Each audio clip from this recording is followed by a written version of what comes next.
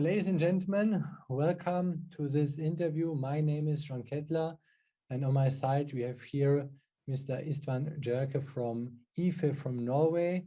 It's a pleasure to have you here, István. Welcome. Thank you, John. Hello to everyone.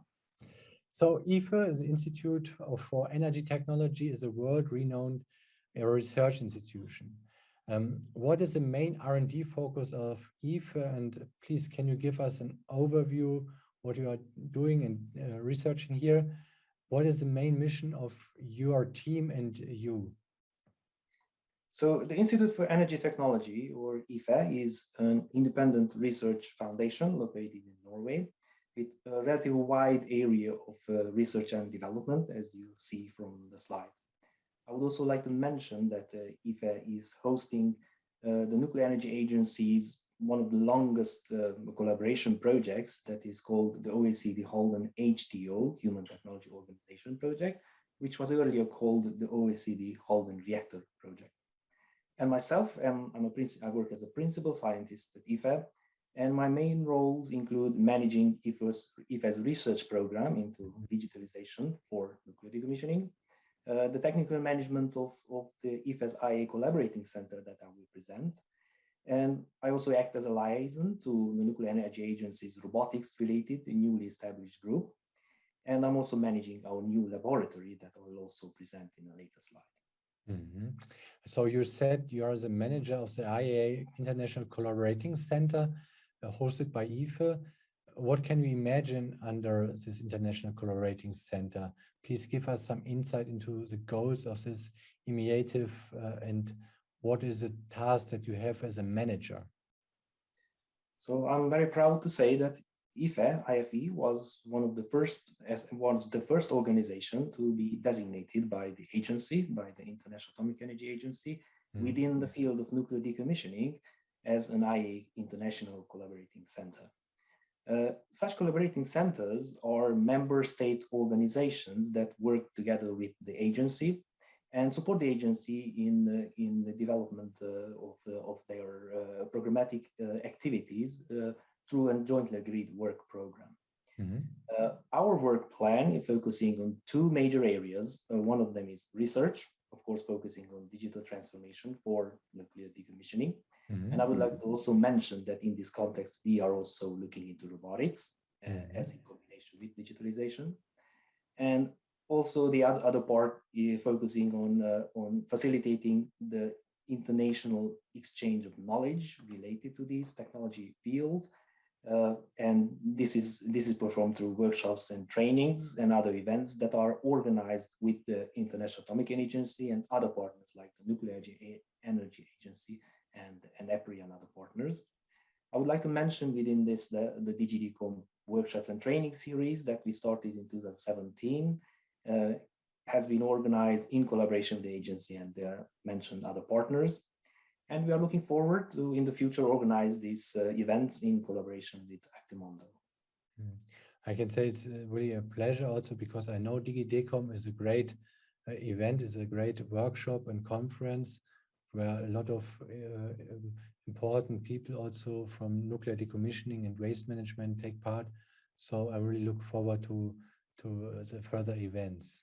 So you said digitalization and robotics are important in nuclear decommissioning. That's really true due to the fact that there is an increasing demand by the industry. And what are the actual developments in these fields? Could you give us some examples?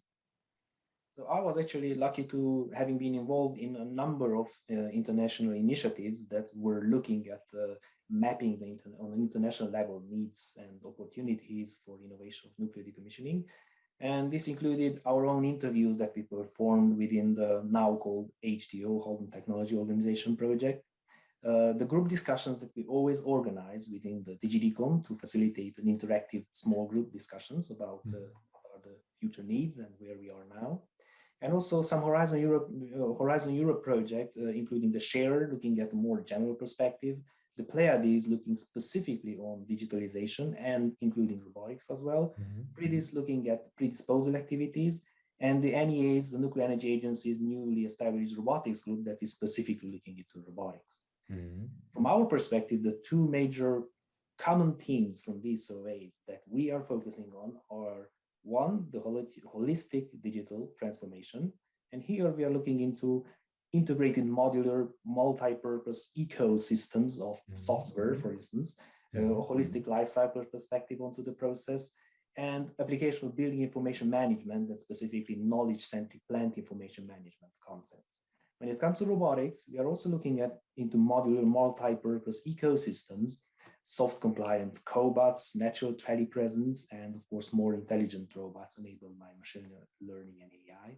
And we are in fact very specifically looking into the interface between these two technology domains, and basically into how these two technologies can mutually enable each other.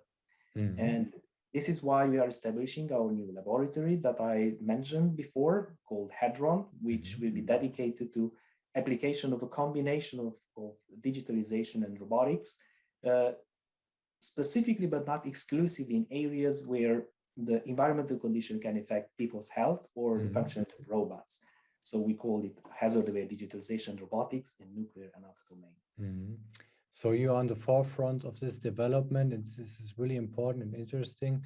So thank you very much that you give us this overview here in respect also to the international developments of digitalization and robotics in nuclear decommissioning.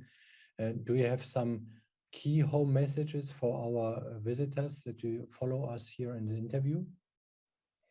So if I would have to give three key messages, so we see when we look at the outcomes of all these surveys is that nuclear decommissioning is still relatively difficult area when it comes to introduction of new technologies, although there are more and more examples of innovation. But three specific topics that are key for increasing the adoption of these technologies is modularity and standardization, and specifically application of suitable knowledge representations and information architectures enabling standardized integration of technologies. The other one is digital and robotics technology-based transformation must be addressed as one when it comes to development of the business and the safety cases for the future decommissioning approaches.